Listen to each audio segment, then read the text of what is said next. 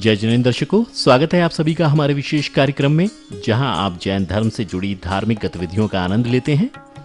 दर्शकों, मुनि कुंजर आचार्य श्री आदि सागर अंकलीकर परंपरा के चतुर्थ पट्टाधीश चर्या चक्रवर्ती राष्ट्र संत प्राकृताचार्य श्री 108 सुनील सागर जी महाराज ससंग एवं आरिका माता जी एवं त्यागीण के मंगल सानिध्य में संघ सारथी अजीत कुमार कासलीवाल के राजस्थान स्थित जिला पाली के ग्राम बलूंदा में 20 से 25 मई तक श्री 1008 श्रीमद जिनेंद्र महावीर स्वामी जिनबिंब पंचकल्याणक एवं विशाल मंदिर एवं मान स्तंभ प्रतिष्ठा महोत्सव एवं विश्व शांति महायज्ञ का भव्य आयोजन किया गया।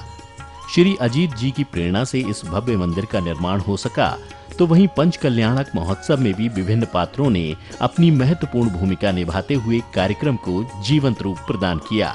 दर्शकों, अभी तक आप इस महोत्सव के पहले दिन का लाभ ले चुके हैं। इसी के साथ आज की प्रस्तुति को गति प्रदान करते हुए हम आपको कार्यक्रम के दूसरे दिन की झलकियों का अवलोकन करवाएंगे। जिनेंद्र प्रभु को स्मरण करते हुए आज की श्रृंखला को आगे बढ़ाते हैं। सर्वप्रथम दिन की शुरुआत नित्याभिषेक पूजन से हुई, जिसमें श्रावकों ने कलश ढुराते हुए श्री जी का जलाभिषेक किया। जय जयंतम भगवंतम कृपाचिंतम विश्वादिवीरं केशवं ब्रह्मदेवं आद्रमास्याद्यमुदिते वर्चित्यार खंडे भारतीति भगवान के चारमा से तुम करो नमस्कार। उदय की चंदन चंदन कोटि कै चारों सूरी प्रस्किते आर खंडे भारतीति भगवान के रक्षाभिषेकम करो नमस्कार। समस्त संसार में सदैव शांति बनी रहे और सभी का कल्याण हो, ऐसे ही मंगल भावनाओं को भाते हुए सौभाग्यशाली श्रद्धालुओं ने प्रतिष्ठाचार्य बाल ब्रह्मचारी श्री धर्मचंद्र जी शास्त्री के निर्देशन में शांति धारा संपन्न की। सर्वयाग्निभयम् सर्वशत्रुभयम् सर्वराजभयम् सर्वप्रमाचक्रभयम् सर्वपरमन्त्रम् सर्वपुरुगम् नरमारेम् गजमारेम्। शांति धारा करने के पश्चात अब समय था याग मंडल विधान पूर्ण करने का। इस दौरान श्रावक श्राविकाओं ने विधान पर अर्घ्य अर्पित किए।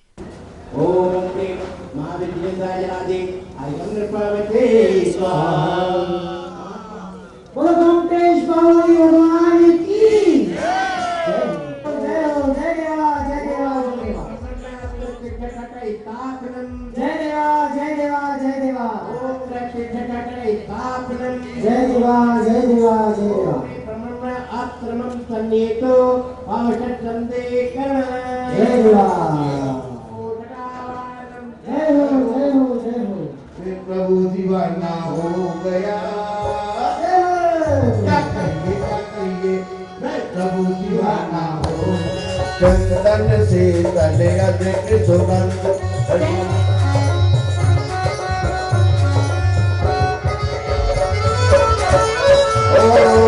तुम्हारी तब के नाटक। पांडाल में जैसे ही गुरुवर सत्संग का आगमन हुआ, वैसे ही सभी भक्त आशीर्वाद पाने हेतु आगे आए और गुरु चरणों में नतमस्तक हो उठे।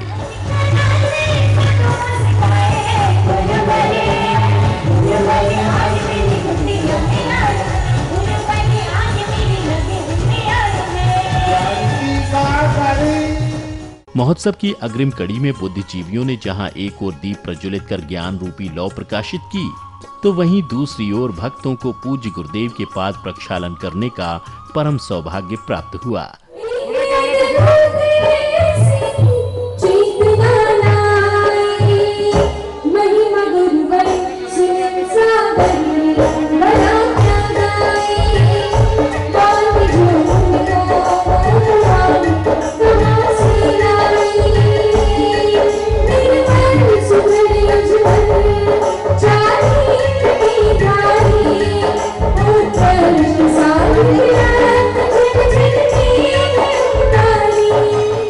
बलूंदा में पधारे एक महानुभाव ने गुरुवर की महिमा का वर्णन किया और जैन धर्म को श्रेष्ठ बताया। प्राचीन काल के महापुरुषों की वाणी ग्रंथों में ऐसा लिखा है कि साधु को इन जगत से दो ही व्यवहार करना चाहिए। मैं टूटी फूटी तोतली भाषा में बता रहा हूं, कभी मारवाड़ी कभी हिंदी। साधु को इन जगत से, इस संसार से दो ही व्यवहार करना चाहिए। लेने निमित्त केवल एक गोचरी भिक्षा, और देने निमित्त केवल केवल एक सद ज्ञान, इससे अलावा साधु का जगत में कोई संबंध ही नहीं है। बिना संघर्ष के यदि जीवन में कुछ प्राप्त हो जाए तो उसका कोई मोल नहीं होता। यदि सफलता को प्राप्त करना है तो जीवन में संघर्ष करना ही पड़ता है। इस विषय पर पूज्य आचार्य श्री ने अद्भुत व्याख्या की। जिसके जीवन में कोई संघर्ष नहीं होता है, जिसके जीवन में कोई तकलीफ नहीं होती है, उसका कोई विकास भी नहीं होता है। गुरु के वचनों की चोट पड़ती है तो शिष्य का विकास होता है। सूरज की गर्म किरणों की चोट पड़ती है तो फूल का विकास होता है। किसान के हल की चोट पड़ती है तो खेत का विकास होता है। कुम्हार के थप्पड़ की, हाथ की, उसके लकड़ी के औजार की चोट पड़ती है तो घड़े का विकास होता है।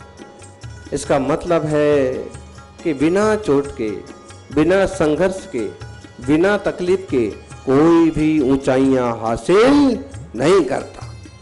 अगर कोई व्यक्ति चोट से हमेशा डरता रहे, हमेशा सुरक्षित रहे, उसकी कोई तरक्की नहीं हो सकती है। क्या होगा उसका? इसलिए मुकाबला करना पड़ता है।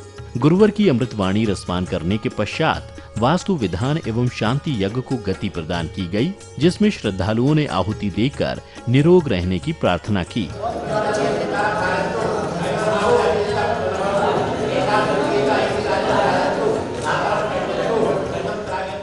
इस भव्य महोत्सव की रूपरेखा तैयार करने में अनेकों बुद्धिजीवी, महानुभावों एवं गणमान्यों ने अपना अमूल्य सहयोग प्रदान किया, जिनका कभी ऋण नहीं चुकाया जा सकता।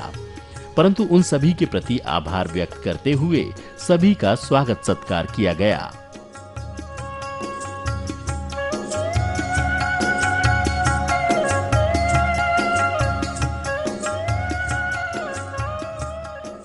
आखिरकार वो शुभ घड़ी आ ही गई जिसकी सभी को प्रतीक्षा थी, और वो थी माता त्रिशला की गोद भराई की रस्म पूर्ण करने की, जिसमें श्रद्धालुओं ने अत्यंत ही सद्भाव से फल, मेवा, मिठाई, अनमोल आभूषण एवं वस्त्रों से माता की गोद भरी।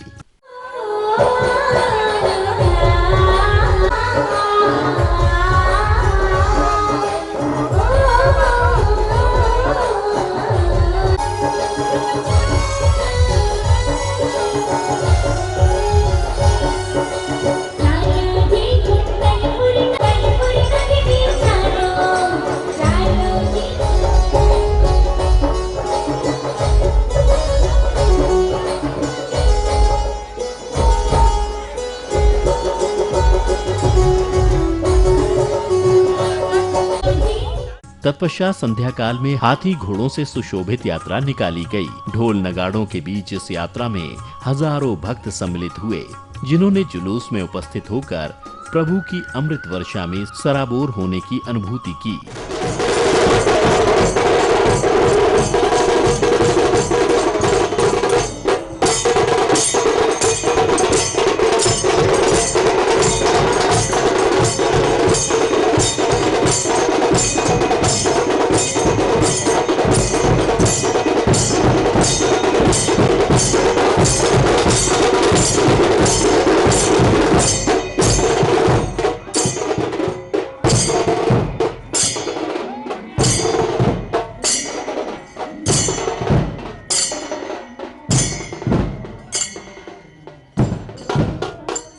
गर्भ कल्याणक महोत्सव में प्रवेश करते हुए इंद्र दरबार का आयोजन किया गया, जिसमें देव कन्याओं का नृत्य देखने को मिला। साथ ही तत्व चर्चा में सौधर्म इंद्र ने सभी दरबारियों की जिज्ञासा शांत की।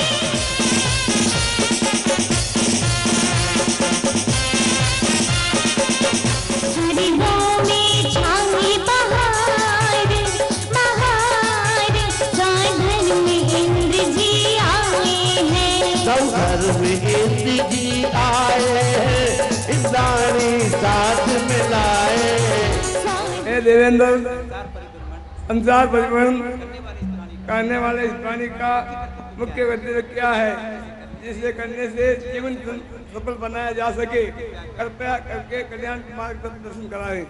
ये असार संसार में सुख और दुख की भूल में परिभ्रमण करने वाले इस प्राणी ने आज तक सम्यक दर्शन प्राप्त नहीं किया है, जो अत्यंत दुर्लभ है। सम्यक प्राप्त किए बिना संसार से उद्धार होना असंभव है। सभा के मध्य अचानक ही सौधर्म इंद्र का सिंहासन कंपायमान होने लगता है। तब शची इंद्राणी के प्रश्न पूछने पर इंद्र ने अपने अवधि ज्ञान से इस घटना के पीछे के रहस्य का पता लगाया और शची की जिज्ञासा शांत की और बताया शीघ्र ही तीर्थंकर प्रभु का अवतरण होने वाला है। ये नाथ, आप किसे प्रणाम कर रहे हो? यहाँ तो कोई नहीं है। अभी तो नहीं है, पर होने वाले हैं। ये नाथ, क्या कर रहे हैं? यहाँ तो कोई नहीं है, कोई नहीं दिख रहे हैं। नहीं कोई देव है, नहीं कोई देवी है। आप किसे नमस्कार कर रहे हैं? देव को प्रणाम कर रहा हूँ, जो भविष्य में जन्म लेने वाले हैं। ये नाथ, शीघ्र कहिए, क्या कहना चाह रहे हैं? ध्यान पूर्वक सुनो। जम्बू द्वीप के परस क्षेत्र में आर्यखंड में तीर्थंकर प्रभु का अवतरण हो रहा है। प्रभु के जन्म का संदेश सुनते ही धनपति कुबेर सौधर्म इंद्र के दरबार पहुँचे, जहाँ उनके स्वागत के लिए सांस्कृतिक प्रस्तुतियों का आयोजन किया गया।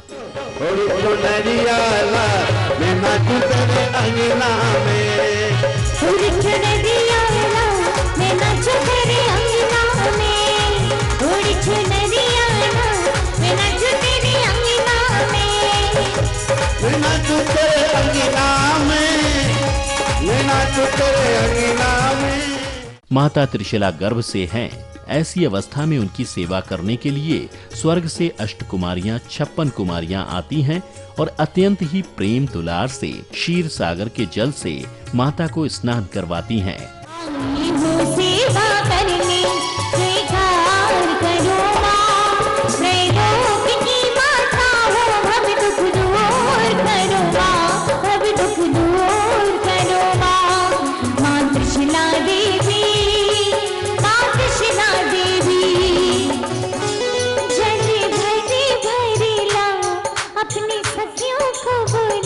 धीरे धीरे होली हुसली कोई मंगल गीत सुनाओ, कोई गीत सुनाओ, कोई सिद्धों के गुण गाओ, कोई सिद्धों के गुण गाओ।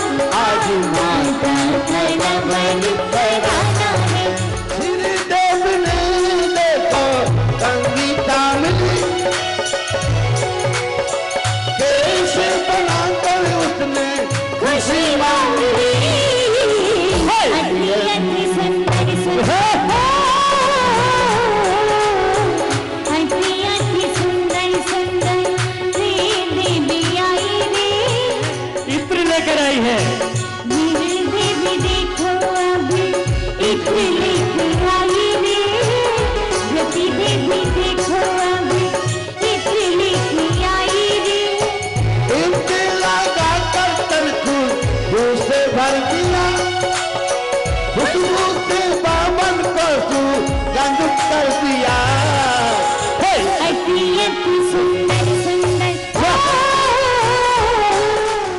रात्रि में माता त्रिशला जब विश्राम करती हैं, तब चौथे पहर में उन्हें 16 स्वप्न दिखाई देते हैं, जिन्हें देखने के बाद वह व्याकुल हो जाती हैं और उनके मन में प्रत्येक स्वप्न का फल जानने की जिज्ञासा उठती है।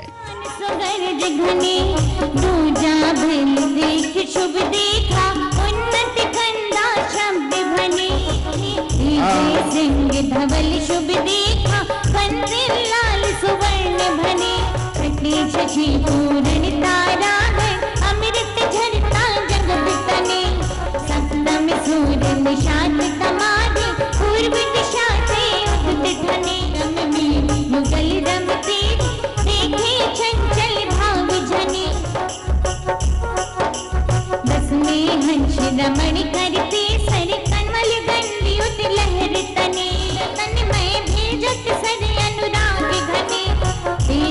स्वर्ग विमान रतन में भेजत सर अनुराग घने जैसी धवल शुभ देखा कंधे लाल सुवर्ण बने सिंहासन स्थित लक्ष्मी देखी नाग युगल से भवन सने सिंहासन स्थित लक्ष्मी देखी नाग युगल से भवन से स्वप्न कभी नहीं देखे